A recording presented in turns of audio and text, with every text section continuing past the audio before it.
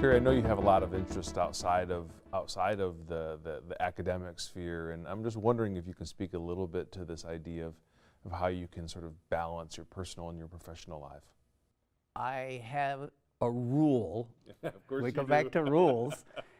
But when I was a young assistant professor, even when I was a doctoral student, I tried very hard not to work on weekends and not to work a lot in the evenings. Partly it's because I had a family and spouse and so on, but partly I protected those time periods. So I worked very hard when I was working. I remember getting asked by Tim Judge when I went to Notre Dame and gave a talk. He said, what do you regret?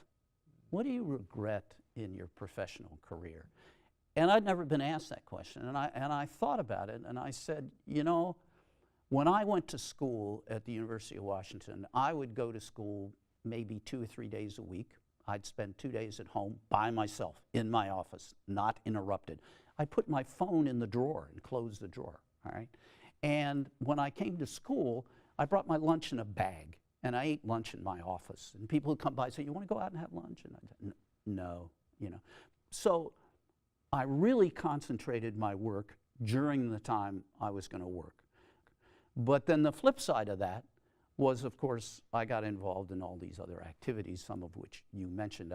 I was a huge collector of sports memorabilia. So for years I've been collecting early baseball cards and football cards and material like autograph pictures and so on and so forth. I fish, and I do like to fish. And you know, there are other activities that I'm doing now that I've retired that I wanted to do then.